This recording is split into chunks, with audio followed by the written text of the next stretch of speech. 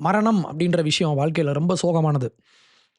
அத ஏற்றுக்கிறது அப்படின்றது ரொம்ப ரொம்ப கஷ்டம். அது ரொம்ப சோகமானது. ஆனா இதுவரைக்கும் என்னோட பெர்சனல் லைஃப்ல எத்தனையோ மரணங்கள பார்த்திருந்தாலும், யாருடைய மரணத்துக்கும் இந்த அளவு நான் கலங்குனதில்ல. நேத்து நைட்டு 12:30 மணி ஆ இன்னைக்கு நைட்டு 12:30 மணி நியூயார்க் போஸ்ட் நான் எப்பவுமே பார்க்கறது உண்டு. நியூயார்க் போஸ்ட்ல வந்து நம்ம கன்சர்வேட்டிவ் தாட் பத்தி பல விஷயங்கள் அதில ஷேர் பண்ணுவாங்க. அந்த நியூஸ்ல எப்பவுமே நான் அப்டேட்டா இருப்பேன். அப்படி பார்த்தப்போ, சும்மா ரேண்டமா தேடுனேன். கரெக்ட்டா 12:30 மணிக்கு அவங்க கிட்ட இருந்து ஒரு போஸ்ட் ஒண்ணு வருது. சார்லி கிர்க்க சுட்டுட்டாங்க. Charlie Kirk has been shot அப்படின்றது தான் அந்த செய்தி. அத உடனே நான் ஷேர் பண்ணேன். ஃபர்ஸ்ட்டு அந்த போஸ்டர் அத பார்த்துட்டு அத ஷேர் பண்ணிட்டேன். அதுக்கப்புறம் உள்ள போய் உடனே போய் தேடி பார்த்தா வீடியோ கிடைச்சது. வீடியோல அவர் ஒரு காலேஜ் கேம்பஸ்ல பேசிட்டு இருக்காரு. பேசிட்டு மைக் இப்படி டிராப் பண்றாரு. அவர சுடுறாங்க. ஷாட் பட்டது வந்து கழுத்துல. எனக்கு அந்த வீடியோ பார்த்துட்டு ஒரு மாரி எனக்கு கண்ணெல்லாம் கலங்கிடுச்சு. ஏன்னா, வேற எங்கேயா பட்டிருந்தா பரவால்ல. கையில இருந்தா கூட அவர் காப்பாத்திருக்கலாம். ஆனா கழுத்துல பட்டுருச்சு அப்படின்னோனே, ஆளு இம்மீடியட்டா ஒரு மாரி நில குழஞ்சுட்டாரு. ஆ அந்த வீடியோ பார்த்துட்டேன். பார்த்துட்டு அதுக்கப்புறம் அப்டேட்ஸ்க்காக ஆன்லைன்ல இருந்தேன். தூங்கல. நைட்டு ஃபுல்லா தூங்கல. ஒரு 2:30 மணிக்கு செய்தி வந்துருச்சு. ஆ சார்லி கிர்க் வாஸ் அசாசினேட்டட் அப்படின்னு சொல்லி. அவர் இறந்துட்டார் அப்படின்னு சொல்லி பார்த்த உடனே, சார்லி கிர்க் அப்படின்றவர் யார்? அவர் வெறும் 32 வயசு.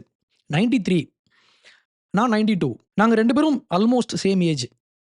ஆனா, இவ்வளவு சின்ன காலகட்டத்தில அவர் அச்சீவ் பண்ண விஷயங்கள் ரொம்ப, ரொம்ப அதிகம்.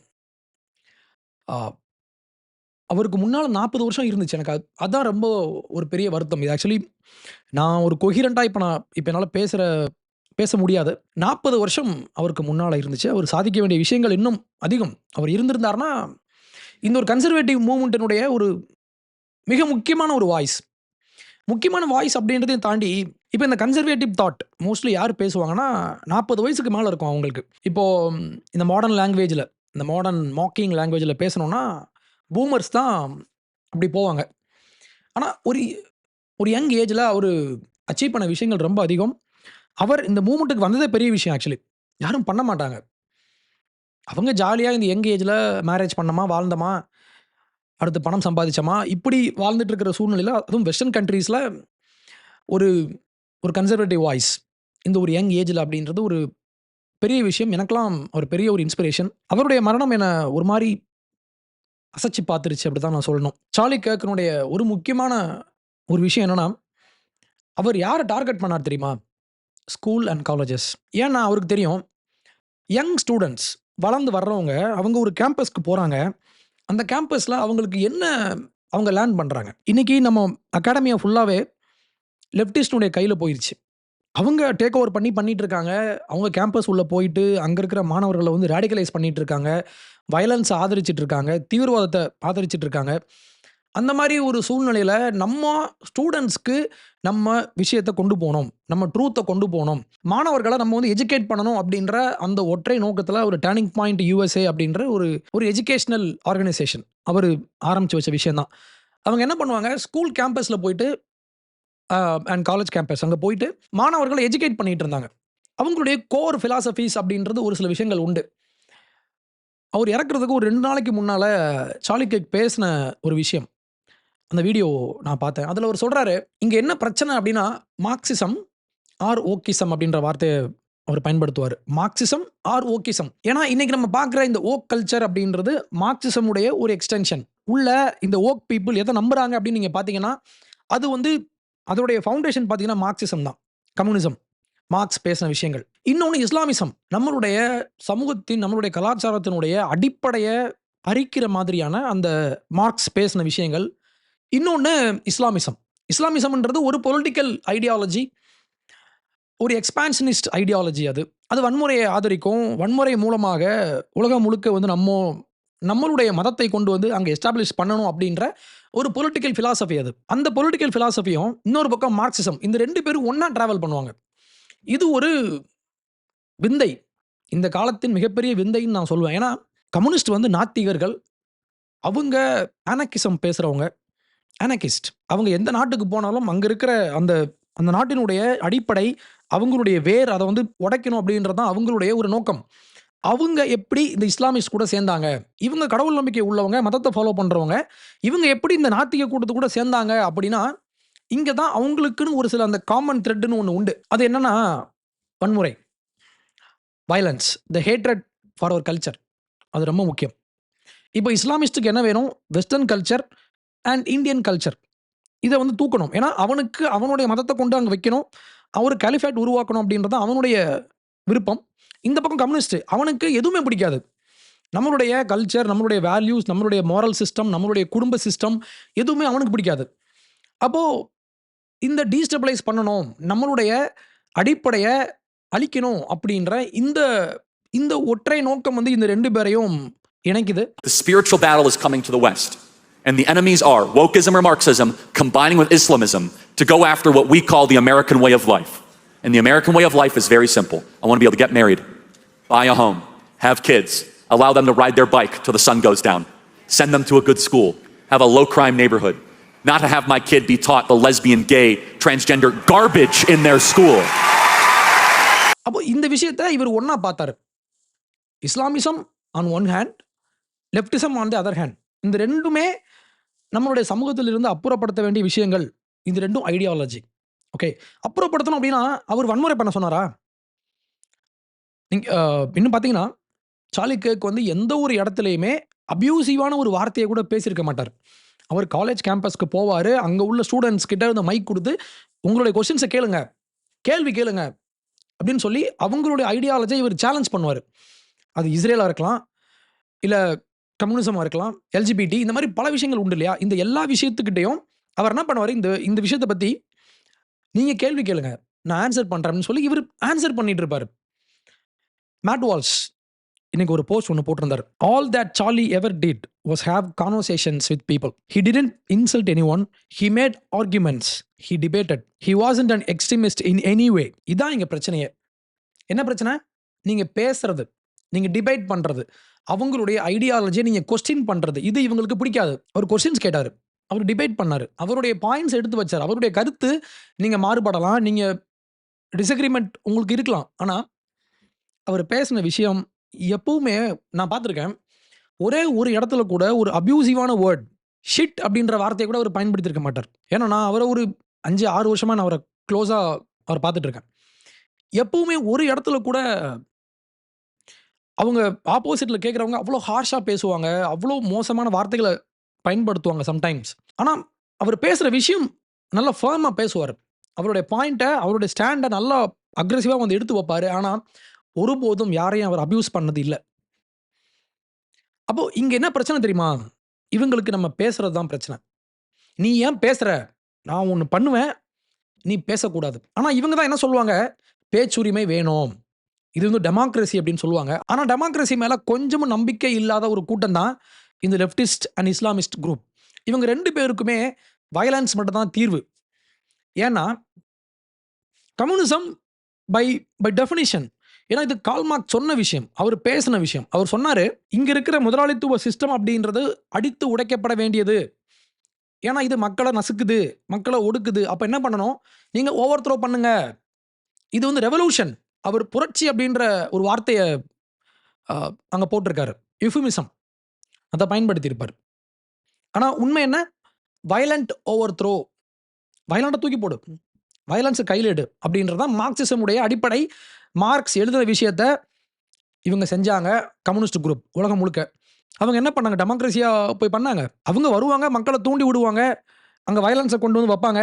அந்த அரசாங்கத்த அடிச்சு உடைப்பாங்க, தூக்கி போடுவாங்க. இவங்க ஆட்சி பண்ணுவாங்க. அந்த நாட்ட மொத்தமா அழிச்சிட்டு போயிருவாங்க. இதான் கம்யூனிஸ்ட் ஐடியாலஜி. இஸ்லாமிஸ்ட் ஐடியாலஜி அதுவும் அதான். பாலஸ்தீன் அப்படின்ற ஒரு மக்கள் அவங்க அமைதியா வாழணும் அப்படின்னா, அதற்கான வாய்ப்புகள் அவங்களுக்கு இருக்கு. அவங்கள கூப்பிட்டு சொல்றாங்க, "எப்பா நீ காசா வச்சுக்கோ, வெஸ்ட் பேங்க் வச்சுக்கோ. நம்ம அமைதியா வாழலாம்." அப்படின்னு சொன்னா, இவன் நோ. நீ இங்க இருக்கக்கூடாது. ஜூஸ் எங்க வாழக்கூடாது. இவங்களுக்கு அமைதி வேண்டாம். இவங்களுக்கு ஜூஸ் அங்க இருக்கக்கூடாது. இவங்களுக்கு அந்த ஒரு இனவெறி அவங்களுக்கு உண்டு. அதனால தான் எவ்வளவோ நடந்தும், எவ்வளவோ பீஸ் டாக்ஸ்லாம் இவங்க கொண்டு வந்தா இவங்க ஏத்துக்க மாட்டாங்க. இவங்க டெத் கல்ட். சார்லி கிர்க் அவருடைய மரணம் என்பது, அதை எப்படி பார்க்கிறது அப்படின்னு எனக்கு புரிஞ்சுக்க முடியல. ஏன்னா, நான் பர்சனலா எப்படி ஃபீல் பண்றேன்னா, நம்ம தோத்துட்டோமோ! இந்த கன்சர்வேட்டிசம் அப்படின்ற இந்த மூவ்மெண்ட் தோத்துருச்சோ! நம்ம ஒரு விஷயம் பேசுறோம். நம்ம அத கொண்டு போறோம். ஆனா, நம்மளுடைய வாய்ஸ வந்து இவங்க சைலன்ட் பண்றாங்களே! நம்ம தோத்துட்டோமோ! ஏன்னா, இன்னைக்கு இத கொண்டாடுறது யாருன்னு பாருங்க. ஃப்ரீ பாலஸ்டைன், ஓசி பாலஸ்தீன். அவங்களுக்கு ரொம்ப ஹேப்பியா இருக்கும். அந்த என்டயர் கம்யூனிஸ்ட் ஈக்கோசிஸ்டம் அவங்களுக்கு ரொம்ப ஹேப்பியா இருக்கும். ஆன்டி நேஷனலிஸ்ட் ஒரு நாட்டுக்கு எதிராக செயல்படுறவங்க. ஒரு நாட்டினுடைய அடிப்படை, அந்த மதம், அந்த மொழி, அந்த அடையாளம், அந்த பண்பாடு, அந்த கல்ச்சுரல் வேல்யூஸ் இத அழிக்கணும்னு நெனைக்கிறவங்களுக்கு இன்னைக்கு ரொம்ப ஹேப்பியா இருக்கும். அப்போ அவங்க முன்னால நம்ம தோத்துட்டோமோ! அப்படின்ற ஒரு வேதனை எனக்கு பெர்சனலா உண்டு. வில்லியம் வுல்ஃப் அப்படின்ற ஒரு இன்னொரு கன்சர்வேட்டிவ். அவரு ஒரு போஸ்ட் ஒண்ணு போட்டிருந்தாரு. சோரன் கீர்கெகார்ட் அப்படின்ற ஒரு பிலாசபர். அவருடைய கோட் ஒண்ணு அவர் போட்டிருந்தார். "The tyrant dies and his rule is over. The martyr dies and his rule begins." ஒரு சர்வாதிகாரி சாகும்போது அவனுடைய ஆட்சி முடியுது. ஆனா ஒரு ஒரு தியாகி அவன் சாகும்போது அவனுடைய ஆட்சி அப்பதான் ஆரம்பிக்குதுன்னு சொல்லி இவரு பேசியிருந்தாரு. இது கேட்கறதுக்கு நல்லா இருக்கு. ஆனா இன்னும் 40 வருஷம் வாழ்ந்திருக்கலாமே! இன்னும் எவ்வளவு விஷயம் சாதிச்சிருக்கலாமே! எவ்வளவு விஷயம் பண்ணியிருக்கலாமே! முக்கியமா மாணவர்கள இன்னும் நம்ம எஜுகேட் பண்ணியிருக்கலாமே! எல்லாம் போச்சேன்னு சொல்லி எனக்கு அந்த ஒரு தோல்வி அடைஞ்சுட்டோமோன்ற வேதனை எனக்கு உண்டு. வீரனுக்கு சாவு இல்லை அப்படின்றது உண்ம. இவரு பேசின விஷயத்த நம்ம கேரி பண்ணி எடுத்துட்டு போணுமானா, ஆமா உண்ம. ஆனா, அந்த மரணம் என்னால ஏத்துக்க முடியல. He had 40 years ahead of him. ஏன்னா 32 வயசு வரைக்கும் வாழ்ந்துட்டு எவ்வளவோ சாதிச்சிருக்காரு. இன்னொரு 40 வருஷத்துல எவ்வளவோ செஞ்சிருக்கலாம். எல்லாம் போயிருச்சு அப்படின்ற அந்த ஒரு தோற்று போன ஒரு குற்ற உணர்ச்சி எனக்கு உண்டு. நீங்க இதுல கவனிக்க வேண்டிய ஒரு விஷயம் இருக்கு. என்னன்னா, பைடனுடைய ஆட்சியில அந்த 4 வருஷம் அவங்க என்னலாம் செஞ்சாங்க? வெள்ளை மாளிகைக்கு அந்த எல்ஜிபிடி குரூப்ப கூட்டு வந்து அங்க ஆட்டம் போட்டுட்டு இருந்தாங்க. அங்க டாப்லெஸ்ஸா இருந்து ஆடிட்டு இருந்தாங்க. ஒருத்தர்லாம் அப்படியே டாப்ப கழட்டியாச்சு. இத அப்படியே காமிச்சிட்டு இருக்காரு. ஒயிட் ஹவுஸ்ல வானவில் கொடிய அங்க தொங்க விட்டு ஆடிட்டு இருந்தாங்க எல்லாரும். ஒரு ஆம்பள தன்னை பெண்ணாக உணரலாம். உணர்ந்துட்டு அவர் பெண்கள் விளையாடுற அந்த ஸ்போர்ட்ஸ்ல போய் கலந்துக்கலாம். இதெல்லாம் பண்ணிட்டு இருந்தாங்க. என்னலாம் முடியுமோ எல்லாம் செஞ்சுட்டு இருந்தாங்க. ஆனா, அந்த 4 வருஷம் ஆட்சியில ஒரே ஒரு அரசியல் தலைவர, அவங்களுடைய கட்சிக்காரர, இல்ல அவங்களுடைய ஐடியாலஜி பேசுற யாரையுமே, இவங்க துப்பாக்கி எடுத்துட்டு போயிட்டு சுட்டாங்கன்னு ஒரு விஷயம் இல்ல. ஆனா, இவரு ட்ரம்ப் அவர் எலக்ஷன் கேம்பெயின்லயே அவர போட பார்த்தாங்க. 1 இப்ப சார்லி கிர்க்க முடிச்சுட்டாங்க. அப்போ இவங்க தான் இன்டாலரன்ட் பீப்பிள். அதையும் தாண்டி இவரு பைடன் பண்ணதெல்லாம் ரொம்ப மோசம். பார்டர ஓப்பன் பண்ணி இமிகிரன்ட்ஸ் எல்லாம் வரலான்னு சொல்லி அவங்க ஓப்பன் பார்டர் பாலிசி வச்சிருந்தாங்க. இவ்வளவு நடந்ததுக்கு அப்புறமும் யாருமே இங்க இருந்து போய் அவங்கள சுடல. இவங்க பண்ண விஷயத்த இவங்க நியாயமா எடுத்து சொன்னாங்க. இவங்க டெமோக்ராட்டிக் முறையில மக்கள் கிட்ட போய் பேசி எலக்ஷன்ல ஜெயிச்சு வந்தாங்க. ஆனா ஜெயிச்சு வந்ததுக்கு அப்புறம் இவர வரக்கூடாதுன்னு சொல்லி அவர போட பார்த்தாங்க. இவர போட்டாங்க. அப்போ இந்த லெஃப்டிஸ்ட் குரூப்பினுடைய மிக முக்கியமான ஒரு ஒரு அடிப்படை டிஎன்ஏ அவங்களுடைய டிஎன்ஏல வந்து என்கோட் பண்ணப்பட்ட விஷயம் என்னன்னா, வயலன்ஸ். அவங்களுக்கு நீங்க பேசினா புடிக்காது. நீங்க பேசுற விஷயத்த கவுண்டர் பண்ண மாட்டாங்க. அவங்க பேசலாம். நான் எப்பவுமே நான் சொல்றது தான். நான் ஒரு கருத்து வைக்கிறேன். உங்களுக்கு நான் பேசுற விஷயத்துல மாற்று கருத்து இருந்துச்சுன்னா, வைங்க. நம்ம பேசலாம். ஆனா இவங்களுக்கு அத ஒத்துக்க மாட்டாங்க. இவங்களுக்கு வந்து "நீ ஏன் பேசுற? நான் உன்ன விடமாட்டேன்." அப்படின்றது தான் இவங்களுடைய பேஸ் ஐடியாலஜி. இவங்களுடைய ஐடியாலஜின்னு நான் சொல்றேன். இவங்களுடைய ஐடியாலஜியினுடைய அடிப்படை கம்யூனிசம் அண்ட் இஸ்லாமிசம். இந்த 2னுடைய அடிப்படையே வன்முறை தான். அதனுடைய ஒரு விக்டிம் தான் சார்லி கிர்க். போன வருஷம் சார்லி ஒரு புக் ஒண்ணு எழுதினாரு. Right wing revolution how to beat the woke and save the west அப்படின்ற ஒரு முக்கியமான ஒரு புத்தகம். அந்த புக்ல அவர் என்ன பேசியிருப்பாருன்னா 3 விஷயம் பேசியிருப்பாரு. 1 வோக் இஸ் எவ்ரிவேர். அதான் ஃபர்ஸ்ட் பாயிண்ட். வோக் அப்படின்றது இன்னைக்கு எல்லா இடத்துலயும் நிரம்பிருச்சு. முக்கியமாக கல்ச்சுரல் இன்ஸ்டிடியூஷன்ஸ். நம்மளுடைய சினிமா, நம்மளுடைய படங்கள், புத்தகங்கள், கார்ட்டூன்ஸ் இந்த மாரி எல்லா இடத்துலயுமே ஒரு கல்ச்சுரலா நம்ம வந்து எதெல்லாம் போய் பார்ப்போம். எல்லா இடத்துலயுமே வந்து வோக்க கொண்டு வந்து வச்சுட்டாங்க. இன்னொன்னு கார்ப்பரேஷன்ஸ் பெரிய பெரிய கம்பெனிஸ் அவங்க. அடுத்து எஜுகேஷன், ஸ்கூல்ஸ், காலேஜஸ் இங்கெல்லாம் கொண்டு போய் வோக் பீப்பிள் அந்த அந்த ஒரு விஷயத்த அவங்களுடைய ஐடியாலஜிய அந்த ஒரு லெஃப்டிஸ்ட் ஐடியாலஜிய மொத்தமா கொண்டு வந்து அங்க திணிச்சு வச்சிருக்காங்கன்னு சொல்லி இவரு பேசியிருப்பாரு. அடுத்து என்ன பேசியிருப்பாரு முக்கியமான விஷயம், நம்ம எப்படி மொபிலைஸ் பண்ணணும்? நம்ம எப்படி ஆர்கனைஸ் பண்ணணும்? நம்ம சும்மா இருந்து வேடிக்கை பார்த்துட்டு போகக்கூடாது. நம்ம ஆக்ஷன்ல இறங்கணும். என்ன பண்ணலாம் அப்படின்னா, திருப்பி ஸ்கூல்ஸ் அண்ட் காலேஜஸ்க்கு போங்க. அங்க உள்ள மாணவர்கள வந்து எஜுகேட் பண்ணுங்க. நம்ம யுனைட் ஆகணும் அப்படின்ற மாதிரி பேசியிருப்பாரு. நீங்க பப்ளிக்கா போய் என்கேஜ் பண்ணுங்க. அவங்கள ஆர்கனைஸ் பண்ணுங்க. போய் டிஃபெண்ட் பண்ணுங்க. முக்கியமா பேச்சுரிமை, எழுத்துரிமை, கருத்துரிமை இந்த மாதிரி விஷயத்துக்கு நீங்க ஆதரவா போய் பேசுங்க. டெமோக்ராட்டிக் வேல்யூஸ கொண்டு போய் மக்கள் கிட்ட கொண்டு போய் சேருங்க. அவர் பேசியிருப்பாரு. எப்படி வோக்னஸ் இப்ப நம்ம கல்ச்சர்ல இருக்கிற ஒவ்வொரு லேயர்லயும் கொண்டு போய் அவங்க சேர்த்து வச்சிருக்காங்களோ, நம்ம அத அன்டூ பண்ணணும். அதுக்கு என்ன பண்ணணும்? நம்ம அவங்கள மாரி நம்மளும் ஃபீல்டுல இறங்கி வேலை பார்க்கணும். அவர் பேசின விஷயம். இப்ப நீங்க ஒரு அனிமேஷன் படம் பார்க்க போனா கூட அங்க லெஃப்டிஸ்ட் உள்ள உட்கார்ந்திருக்கான். அவன் என்ன பண்றான்? அங்க வந்து எல்ஜிபிடிய கொண்டு வா. அங்க குழந்தைங்களுக்கு இந்த ரேஸ் பாலிடிக்ஸ சொல்லிக் குடு. பாலஸ்தீன சொல்லிக் குடு.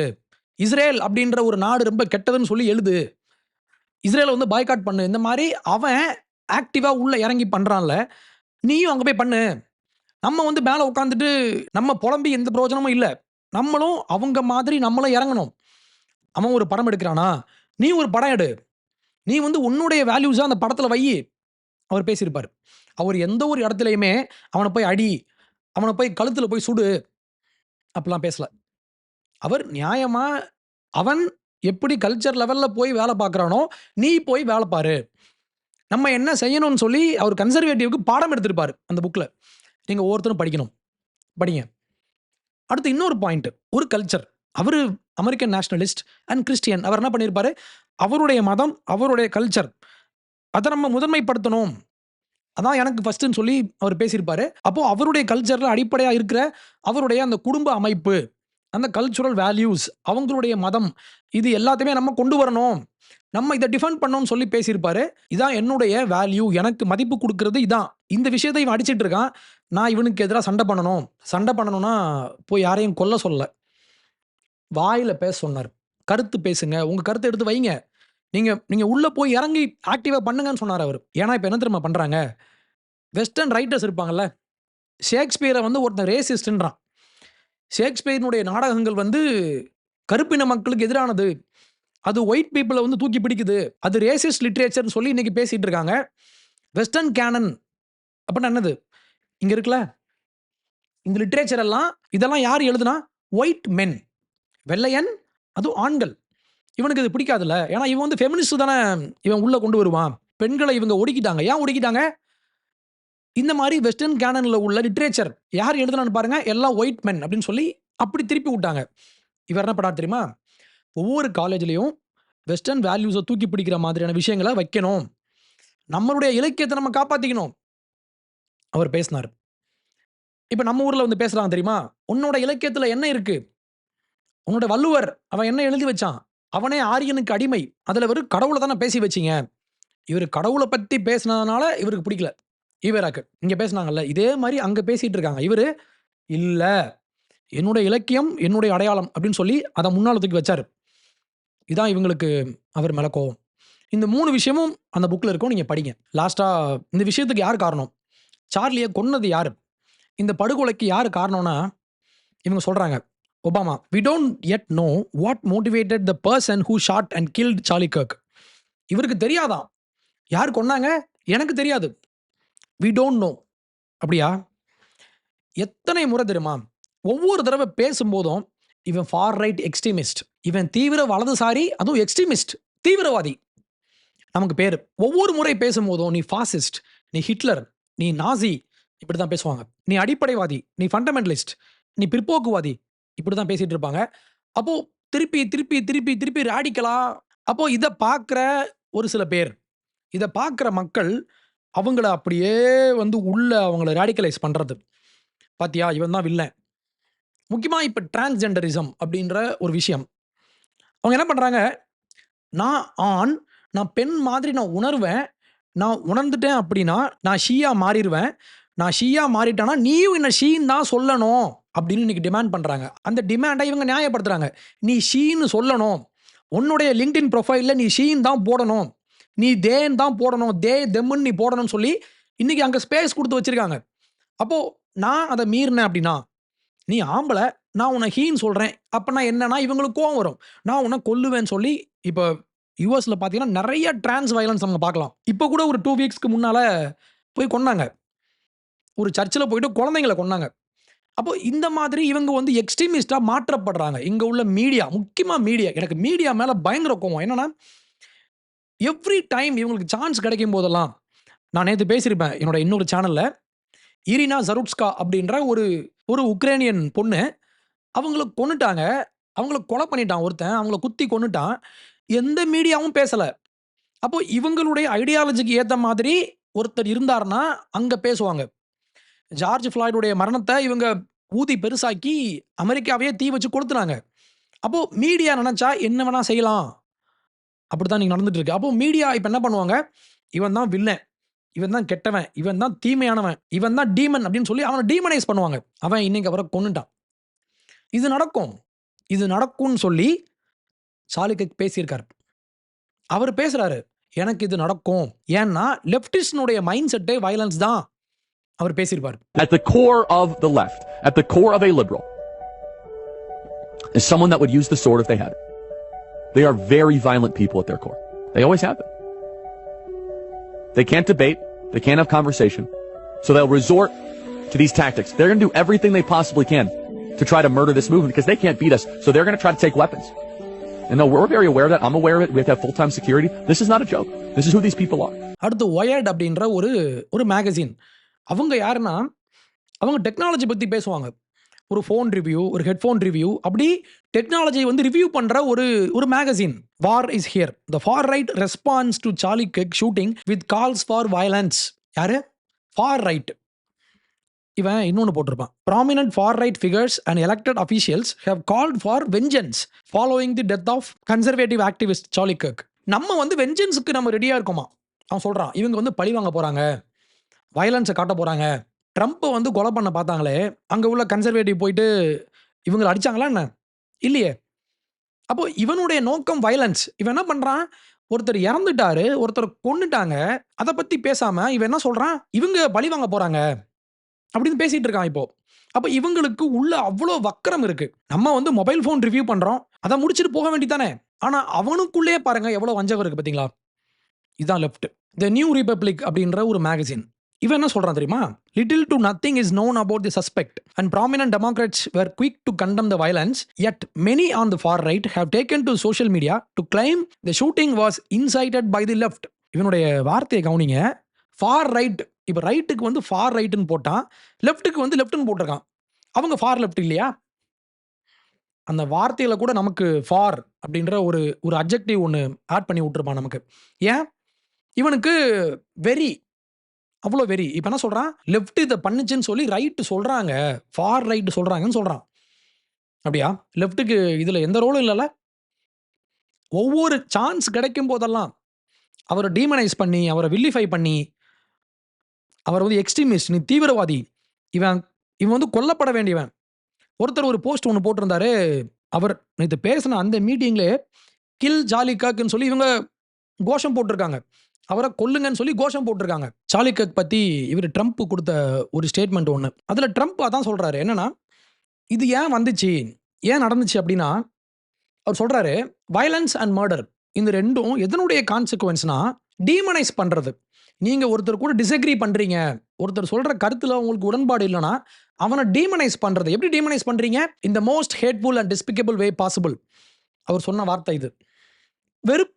வெறுப்பு பிரச்சாரம். ஒருத்தனுடைய கருத்துல உங்களுக்கு உடன்பாடு இல்லைன்னா அவனை வெறுக்கிறது, அவனை பர்சனலா அட்டாக் பண்றது, அவனுடைய பர்சனலா அவனை வந்து ஹேட் பண்றது, அவனை கொல்லணும், அவனை அழிக்கணும்னு சொல்லி அதுக்கு பாஞ்சிட்டு வருவாங்க.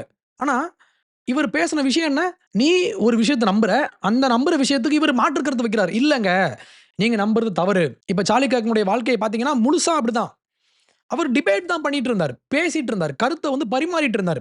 இது என்னுடைய கருத்து, இது உங்களுடைய கருத்து, உங்கள் கருத்து ஏன் தவறுன்னு சொல்லி இவர் பேசிட்டு இருந்தார். ஒரு வார்த்தையில பேசின விஷயத்துக்கு இவரை நீங்க கொன்னுட்டாங்க, இவரை கொன்னுட்டாங்க. என்னால் அதை ஏற்றுக்கவே முடியல. நான் ஒரு கருத்து பேசுகிறேன்னா, நான் பேசுகிற கருத்துக்கு மாற்று கருத்து 100 பேர்கிட்ட இருக்கும், பேசலாம். அவங்க மாற்று கருத்து பேசுகிறாங்கன்னா நான் அதை லிசன் பண்ணணும். ஒருவேளை கெவின் பேசுகிறதான் கரெக்டுன்னு சொல்லி நீங்கள் நினைக்கக்கூடாது. நான் பேசுகிற விஷயத்தை கேட்குறவங்க அதை அப்படியே ஏற்றுக்கணும்னு அவசியம் இல்லை.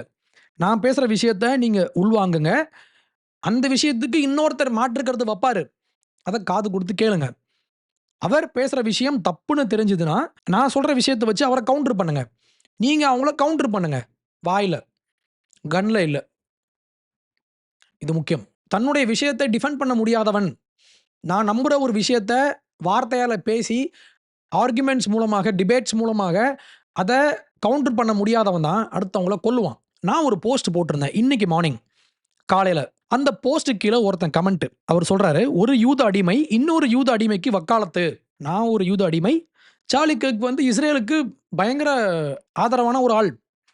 அந்த காலேஜ் கேம்பஸ்லாம் போயிட்டு அந்த இஸ்ரேலினுடைய ரைட்ஸ் பத்தி அவர் பேசியிருப்பாரு.